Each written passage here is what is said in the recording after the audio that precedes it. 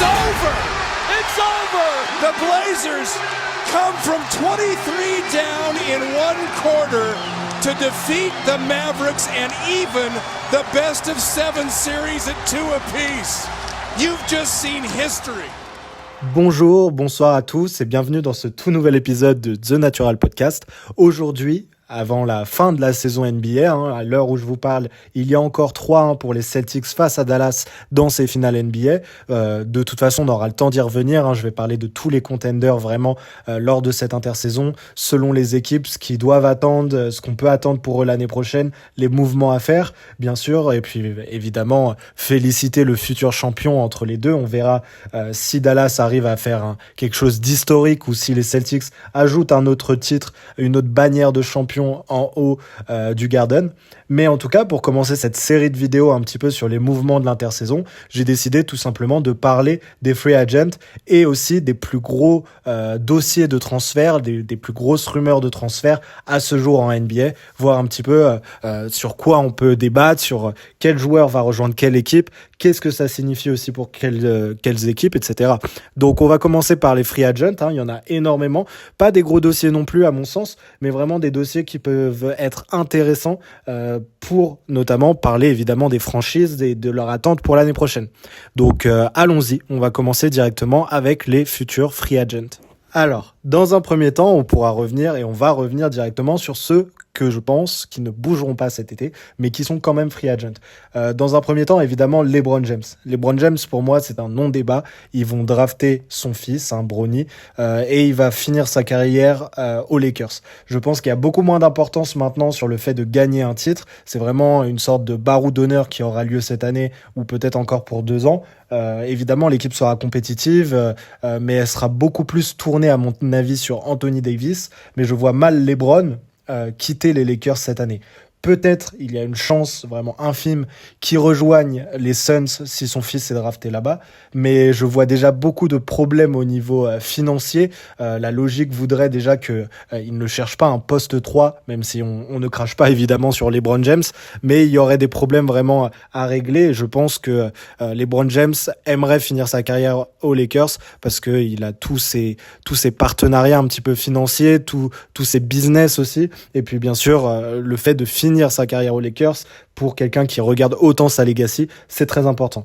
On a également James Harden. James Harden, je pense, s'est très bien inséré dans le projet et était le meilleur joueur des Clippers lors de ces playoffs NBA, Donc je le vois mal bouger, sachant que le propriétaire qui ouvre sa nouvelle salle en septembre voudra énormément de star power pour commencer cette nouvelle année. Je pense aussi que Harden est vraiment un joueur d'importance pour ce collectif et a montré qu'il pouvait être vraiment intéressant dans ce collectif. Je pense vraiment que ce n'est pas lui qui bougera cet été, même s'il y aura des mouvements côté Clippers. Donc à voir ce qui se passe, mais vraiment Harden, si on perd potentiellement, et on en reparlera, Paul George plus Harden, ça pourrait mettre vraiment un coup de mou énorme, un petit cataclysme à l'échelle des Clippers pour l'ouverture de leur nouvelle salle et de leur projet évidemment. Ensuite, évidemment, Nick Claxton qui est un jeune joueur, un jeune très bon défenseur, un joueur capable de faire du coast-to-coast du côté, bien sûr, de Brooklyn. Je pense qu'un joueur comme ça, avec la valeur qu'il pourrait avoir sur le marché, ça serait une folie pour Brooklyn de s'en séparer, surtout avec l'état actuel de leur projet. Il leur faut, même s'ils doivent lui donner un gros contrat, il leur faut ce type de joueur à échanger ou pour faire partie du projet long terme. Je ne sais pas si Claxton fera partie de ce projet, mais je ne vois aucun monde où il décide de partir si on lui propose un très gros contrat, ce que peut proposer évidemment Brooklyn.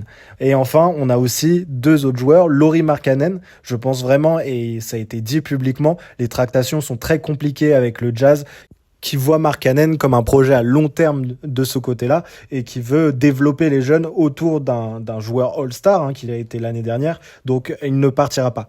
Et enfin, je dirais Malik Monk, c'est peut-être le choix le moins sûr dans ce que j'aborde aujourd'hui, dans le sens où il va être vraiment courtisé, énormément d'équipes comme Orlando sont sur le sujet, mais je pense vraiment que tout simplement Sacramento se doivent de le re-signer. C'est un élément important. C'est peut-être le 3e meilleur joueur cette année de cet effectif. C'est un 6e homme de luxe vraiment qui méritait peut-être même de l'être cette année. En tout cas d'avoir le titre de 6e homme de l'année.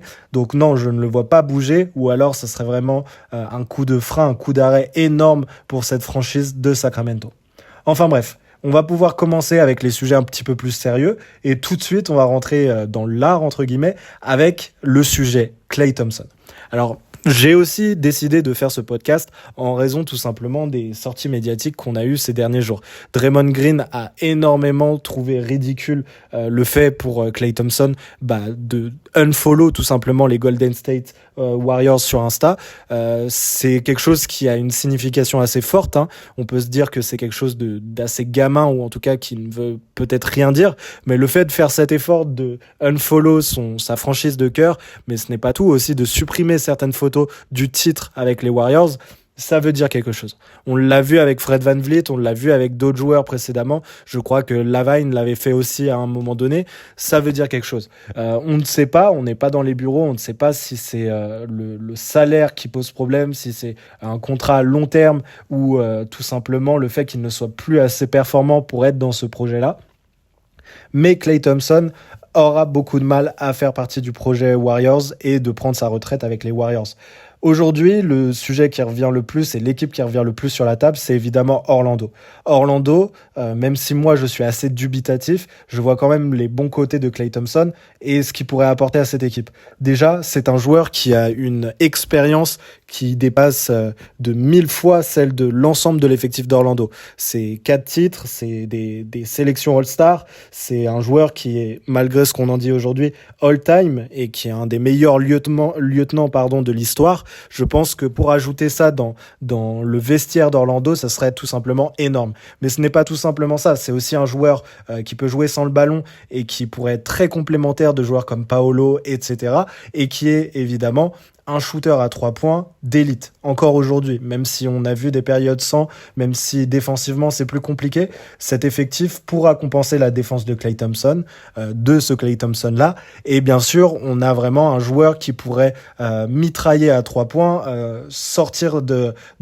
rentrer dans ce rôle-là de mitraillage à 3 points, et aider cet effectif qui, offensivement, a vraiment du mal, notamment, encore une fois, à 3 points. Donc je vois la logique, j'ai l'impression que ça s'inscrit dans un projet de formation aussi des jeunes, mais j'ai aussi l'impression que ces jeunes n'ont plus besoin aujourd'hui d'être vraiment formés, ils ont besoin de prendre cette expérience. Je ne sais pas si un joueur comme Klay Thompson, qui prendra évidemment un énorme salaire là-bas, s'inscrit là-dedans et pourra être dans les clous assez performants pour pouvoir jouer les finales de conférence sur les prochaines années. Pour moi, il faudrait peut-être, ils l'ont dit, Malik Monk serait très intéressant, et même s'il n'est pas dans les rumeurs de transfert, ça fait peut-être des mois que j'en parle, mon chouchou Anthony Simons de Portland serait pour moi le choix idéal. C'est un meneur qui a vraiment une allonge à 3 points qui est assez exceptionnelle, qui est très athlétique, qui pourrait être compensé défensivement par l'ensemble du reste de l'effectif, et bien sûr il n'a que 24 ou 25 ans, je ne sais plus exactement, donc il est carrément dans la tranche d'âge de cet effectif d'Orlando. Je comprends vraiment l'idée d'avoir de l'expérience, mais j'ai l'impression que Joe Ingles, qui est évidemment pas le même joueur, le même prototype de joueur, mais fait déjà ce rôle sur le banc.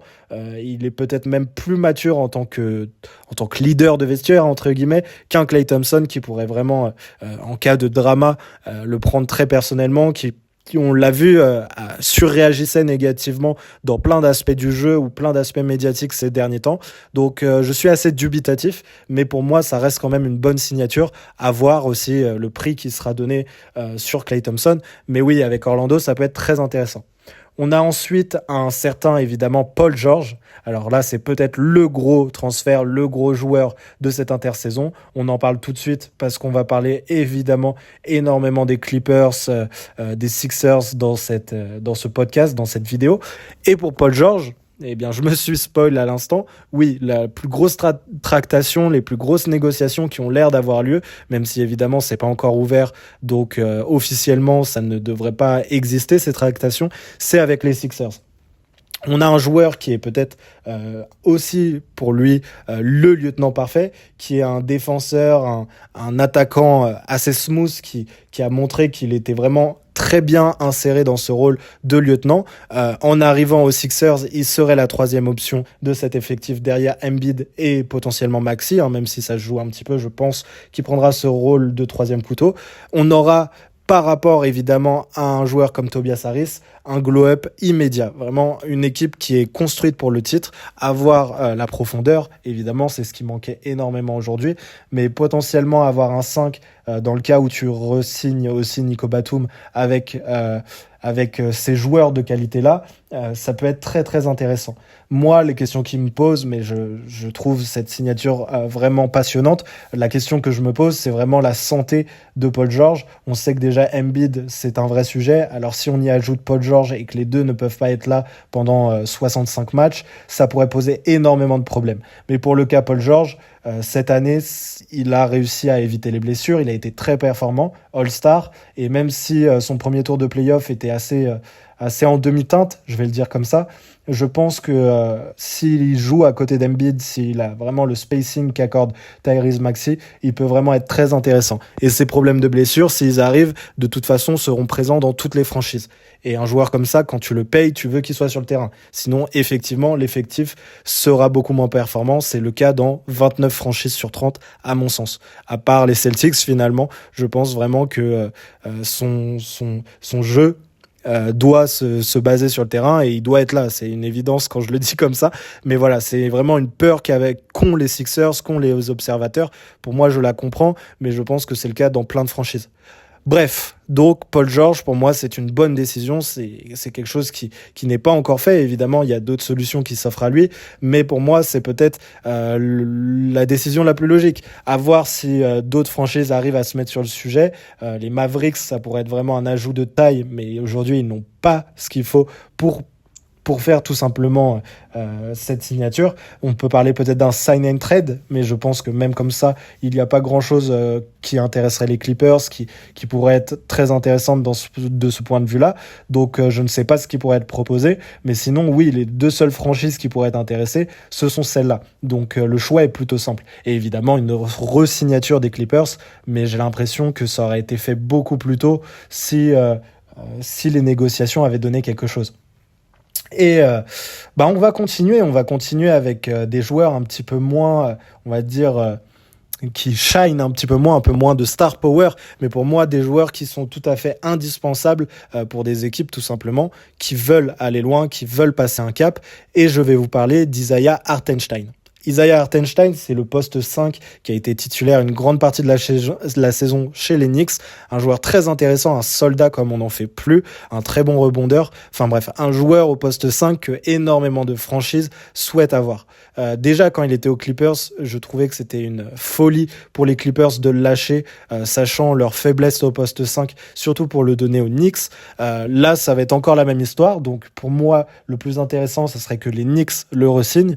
Mais dans mon podcast précédent, j'ai parlé d'OKC, du fait qu'OKC devait aller chercher un poste 5 pour suppléer ou avoir plus de monde dans la raquette pour suppléer tout simplement Chet Holmgren. Et je pense que Hartenstein, avant un rookie, pourrait être bien plus intéressant, ça c'est une certitude, en tout cas le jour 1.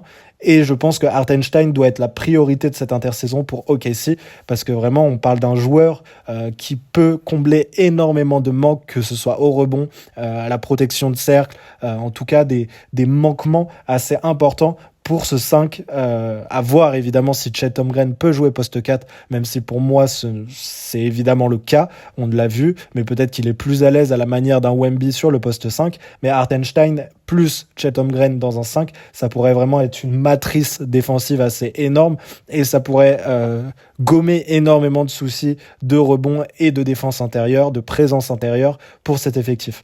Donc oui, Hartenstein, il faut que ce soit une priorité pour les Knicks de le re-signer. Leur profondeur joue énormément là-dessus, notamment à l'intérieur. À voir aussi ce que Randle donnera l'année prochaine, évidemment, s'il revient en forme, s'il est toujours dans l'effectif aussi.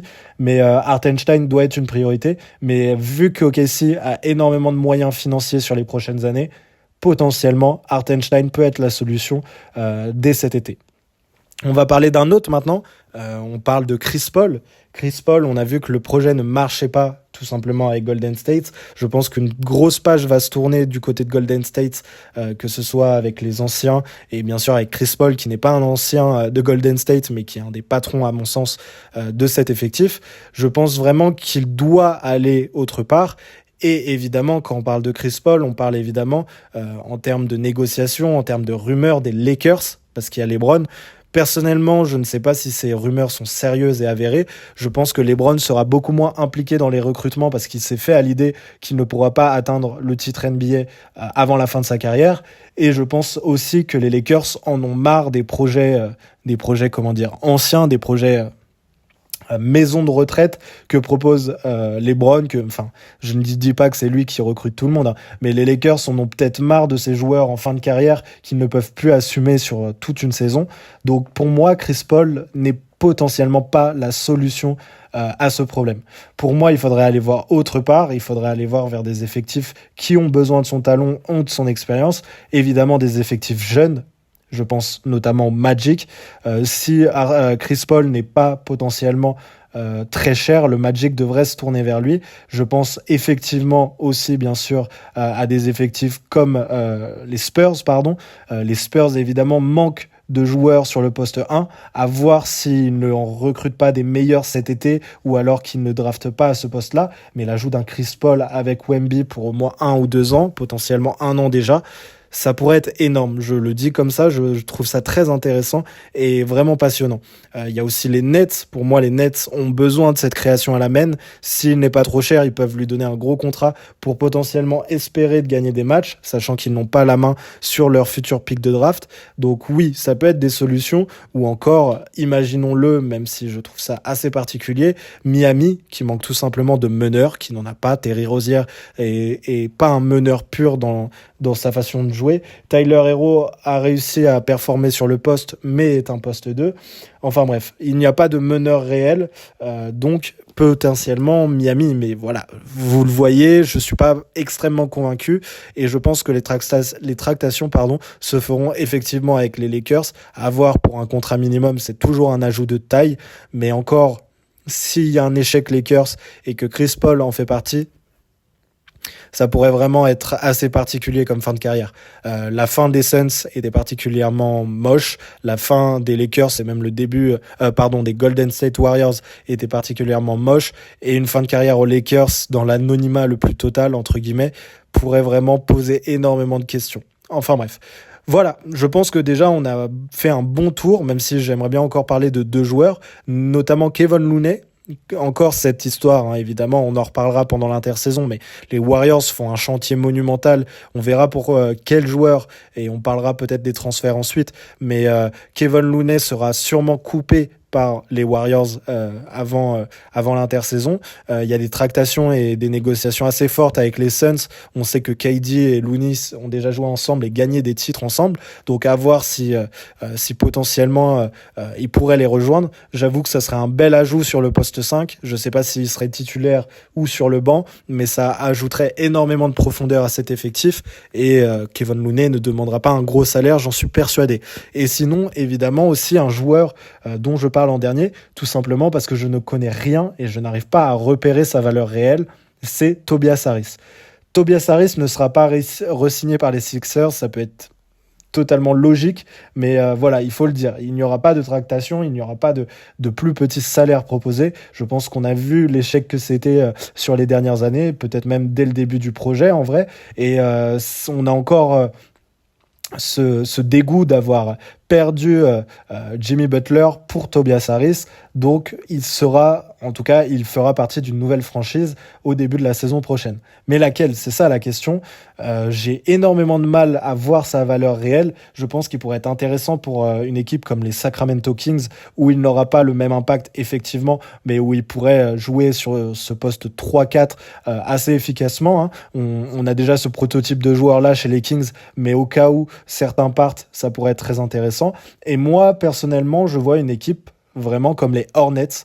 un joueur d'expérience, un joueur qui a quand même assez prouvé, ou en tout cas qui a fait une carrière assez longue en NBA, ça pourrait être intéressant pour les Hornets, sachant qu'ils se blessent très peu. Ce n'est pas le joueur qui leur fera passer un cap, même si pour une équipe aussi faible, ça pourrait être déjà très intéressant. Je pense que vraiment, si Miles Bridges n'est pas re-signé cet été, si ils veulent couper cette culture un petit peu de la racaille, j'ai envie de le dire comme ça, côté Hornets, je pense vraiment que Tobias Harris pourrait être une solution de remplacement. Il est un bien meilleur défenseur, il est évidemment plus vieux, mais à côté de joueurs de talent et de joueurs jeunes qu'il faut former, comme LaMelo Ball, comme le futur choix de draft qu'ils auront, comme ce type de joueur-là, eh bien, il pourrait vraiment être un ajout de taille, tout simplement, pour potentiellement viser un play-in. Personnellement, j'y crois. Côté Charlotte, il y a une nouvelle administration, il y a un nouveau coaching staff, il y a 2 jeunes superstars. Donc, rajouter un Tobias Harris à cette équation et vous pouvez viser peut-être la 10e place, que sais-je. Si tout le monde est en forme, si LaMelo est en forme, évidemment. Et puis oui, même de la profondeur. Vassili Micic en 6e homme, je trouve ça excellent. On a aussi, je suis désolé, j'ai plus le nom, le jeune Terrence Mann, ou Treman, pardon, d'OKC avant. Effectivement, j'ai eu vraiment du mal avec ce joueur, mais que j'ai trouvé excellent en deuxième partie de saison. Voilà, il y a beaucoup plus de jeunes de profondeur qui arrivent. On a deux patrons de vestiaire avec Tobias Harris et Vassili Micic, et bien sûr Brandon Miller qui s'est révélé être un leader assez intéressant sur cette première saison. Donc oui, je pense que à Charlotte, les perspectives d'avenir se révèlent être un petit peu plus enthousiasmantes que les années précédentes. Bref, voilà, c'est très fouillis, j'ai parlé d'énormément de choses, mais je pense qu'on a fait un bon tour des rumeurs, de potentiellement aussi ce que je vois pour l'année prochaine, de ce qui peut arriver, des équipes qui pourraient être intéressées, et c'est très intéressant, et évidemment, il y en aura d'autres, il y aura beaucoup de transferts, comme chaque année, et potentiellement des équipes qui chutent, des équipes qui veulent se reconstruire.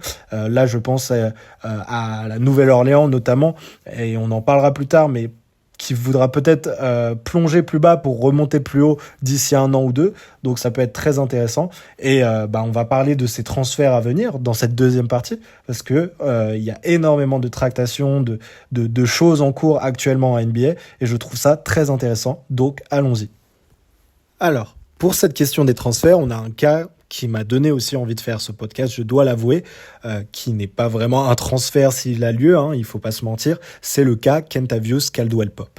Kentavious Caldwell-Pope peut décider de ne pas faire sa dernière année de contrat à 15 millions avec Denver pour s'engager en tant qu'agent libre cet été, ce qui potentiellement peut arriver et va sûrement arriver à mon sens, parce que tout simplement c'est un double champion NBA, l'un des meilleurs role players de la ligue, un joueur qui a 41% au shoot à 3 points avec plus de 10 points de moyenne par match, excellent défenseur sur le poste 2, et tout simplement un patron qui peut s'attendre à un plus gros contrat, comme l'a eu l'année dernière Bruce Brown, toujours avec cette équipe de Denver qui décidément se fait déplumer chaque année.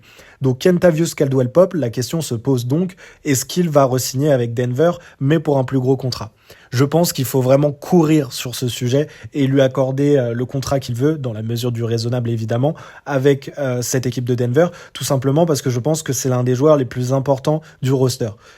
Potentiellement, je sais que ça pourrait bloquer les finances de Denver, qui peut lui donner ce contrat, mais qui sera effectivement dans le rouge, qui sera en difficulté pour les prochaines années dans le cas de ce contrat. Mais je pense vraiment qu'un joueur comme Michael Porter Jr., par exemple, est bien plus transférable et pourrait constituer une asset plus intéressante pour aller chercher un autre type de joueur, aller chercher de la profondeur, et tout simplement serait plus remplaçable entre guillemets qu'un Kentavious Caldwell-Pope. Ce n'est pas pour manquer de respect à Porter Jr. qui est indubitablement un meilleur joueur, mais en tant que role player, en tant que engrenage de cet effectif de Denver, je préfère avoir KCP dans cet effectif. Mais rien n'est fait. Il faut voir ce que cet effectif peut donner sur une année en plus. Je pense vraiment que cette année, ils auraient pu viser le titre s'ils n'étaient pas tombés et s'ils n'avaient peut-être pas sous-estimé, entre guillemets. Je pense pas qu'ils l'aient sous-estimé en le faisant exprès, cet effectif de Minnesota. Mais je pense que l'année prochaine, ils seront encore l'un des 2-3 favoris pour le titre, dans le cas où KCP reste. Dans le cas où KCP reste et que les décisions à la marge, que les jeunes qui ont eu à progresser, progressent comme il le faut. Mais dans le cas où il part, pour retrouver un salaire un petit peu moindre, un joueur de cette qualité aux côtés de Jamal Murray, évidemment, et de décharger ce scoring, ces 10 points de moyenne et ces 41% au shoot, avec cette défense aux côtés encore de Jamal Murray, qui n'est pas le meilleur défenseur au monde, on va pas mentir, ça va être complètement impossible. Je ne vois aucun profil qui peut rentrer dans cette logique-là. Il y a des joueurs, effectivement, il y a des sign and trade qui peuvent arriver, et j'en imagine plusieurs. Hein. Je pense que Kentavious Caldwell-Pope aux Warriors pourrait être incroyable, et dans le cas d'un sign and trade, on pourrait récupérer des jeunes côté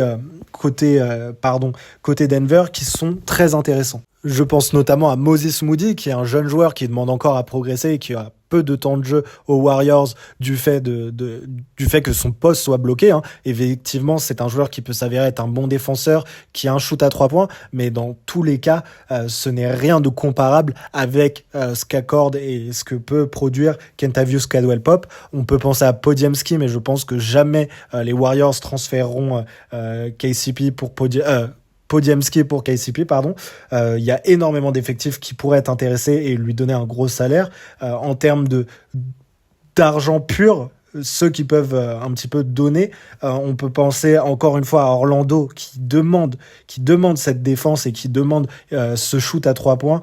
On peut penser à énormément d'effectifs. Je pense que ça pourrait très bien matcher avec des effectifs, je ne sais pas, les Clippers ont toujours besoin de ce type de rôle player. S'ils n'ont plus le contrat à assumer d'un joueur comme Paul George, mettre 2 ans, un gros salaire sur 2 ans à Kentavious Caldwell-Pope, c'est quelque chose qui peut arriver.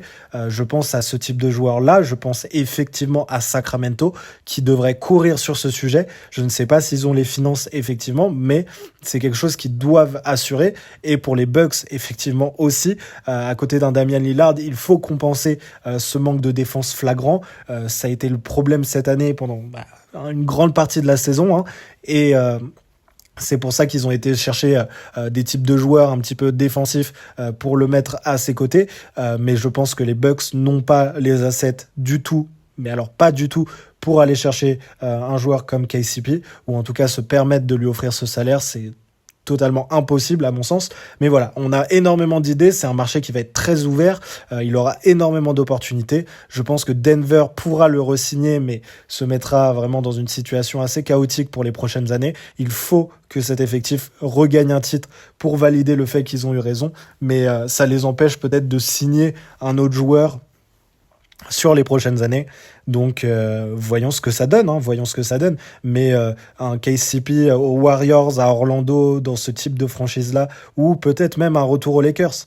Je ne sais pas si mentalement ou physiquement il en a envie de jouer pour une franchise aussi médiatisée, mais les Lakers ont fait l'erreur de le faire partir contre un Westbrook, on sait ce que ça a donné, hein, énormément d'erreurs. Les Lakers ont produit ces dernières années les meilleurs role-players de la ligue, entre guillemets, entre Caruso, KCP et même Kuzma dans son rôle de role-player. Il est très efficace, hein, même si effectivement c'est plus que simplement un soldat.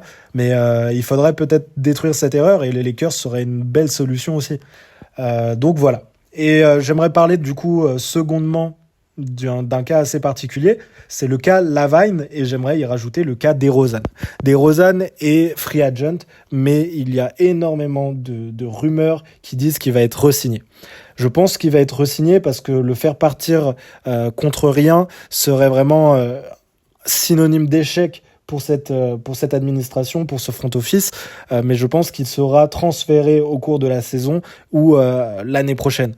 Donc DeRozan, pour moi, ne bougera pas, à part si vraiment il veut viser un titre, ce qu'il devrait envisager, hein, quand même, ça pourrait être un joueur excellent dans un autre environnement. Il a toujours été le premier joueur, le meilleur joueur de son effectif, et c'est pour ça qu'il n'a jamais gagné de titre, parce qu'il n'en a pas la force. Soyons sérieux, la force de leadership, il n'a pas les qualités de joueur pour y arriver. À Toronto, il n'y a pas réussi. Aux Spurs, ça a été le cas aussi. Et quand il est arrivé Quand il est arrivé à Chicago, ça devait être Lavine, mais au final, DeRozan s'avère être un meilleur joueur. Donc oui, il sera sûrement parti, mais d'ici assez longtemps. Donc on va pas s'attarder sur ce sujet-là.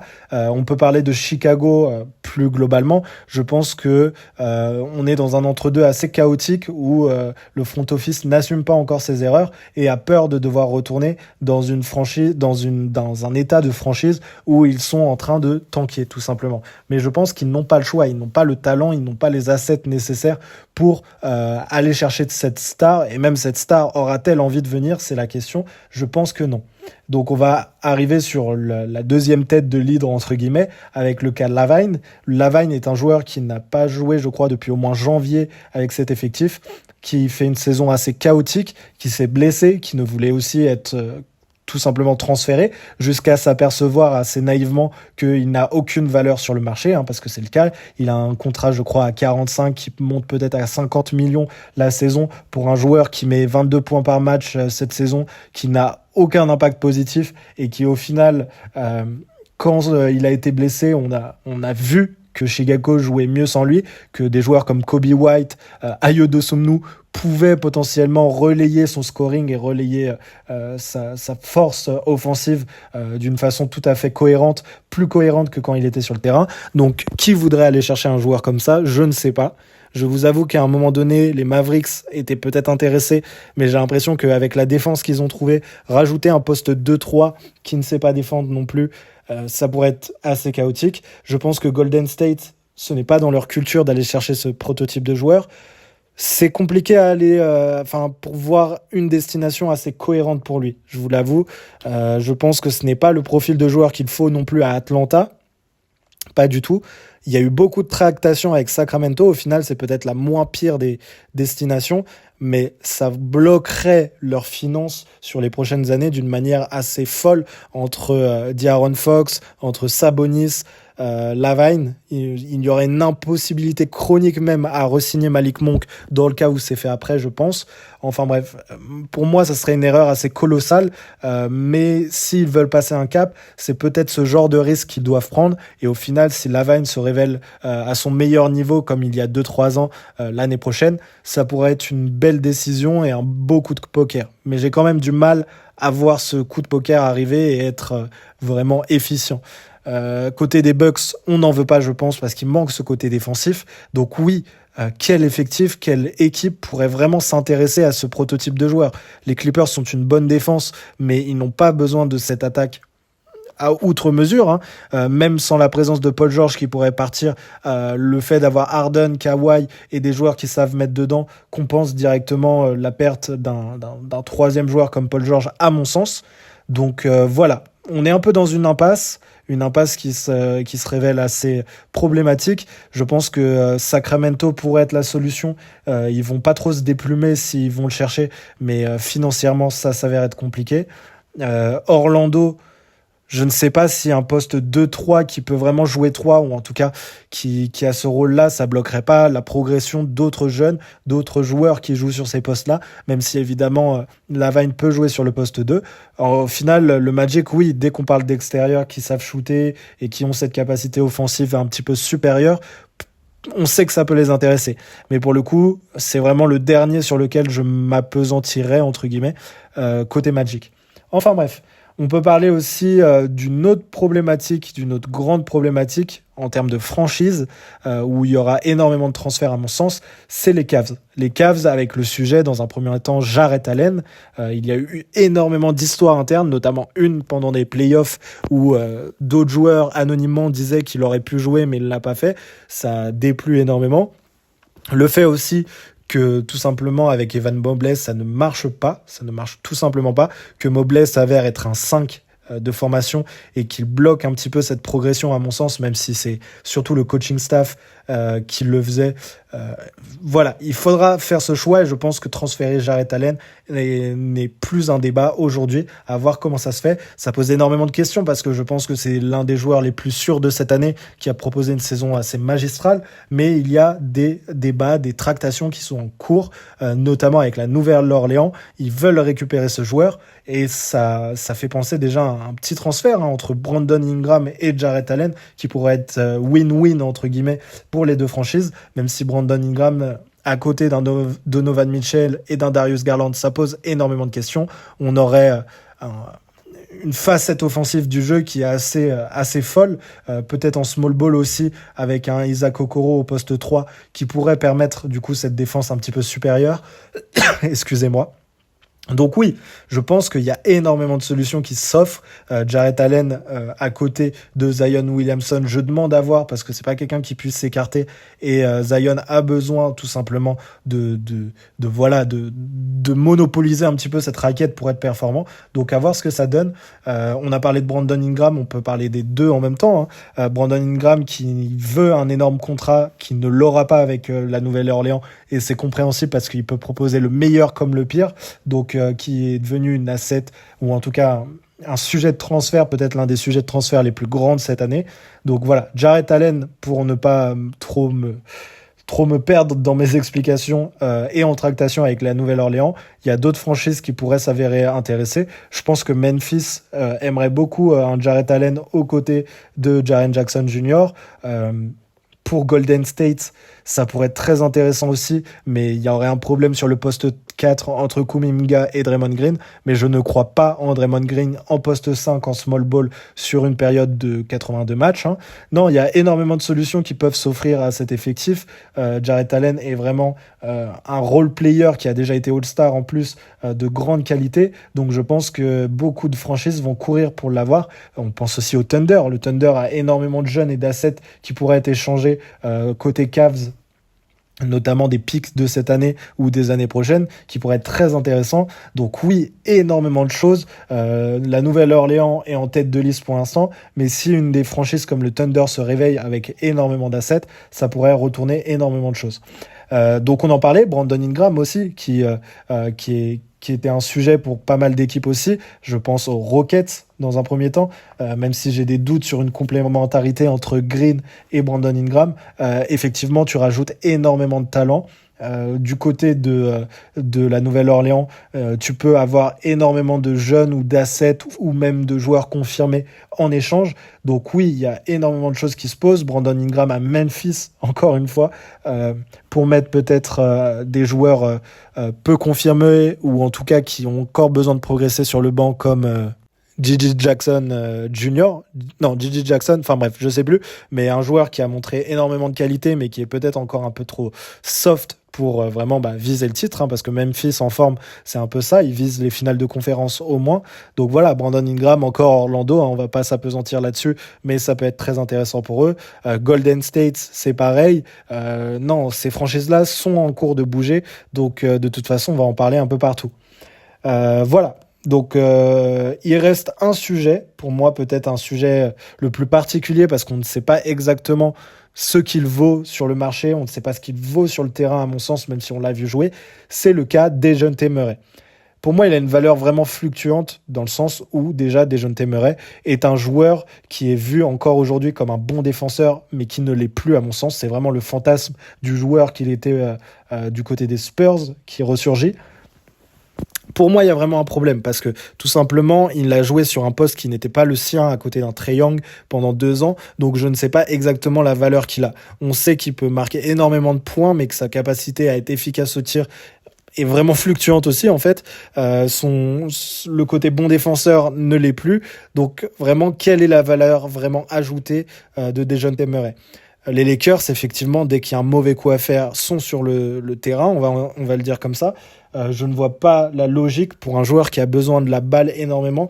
Déjà que LeBron a besoin de ce ballon. On a déjà vu que ça ne marchait pas avec un joueur comme Westbrook. Je ne dis pas que c'est le même prototype de joueur, mais je dis qu'effectivement, ça pourrait poser énormément de problèmes d'avoir les deux sur le même terrain.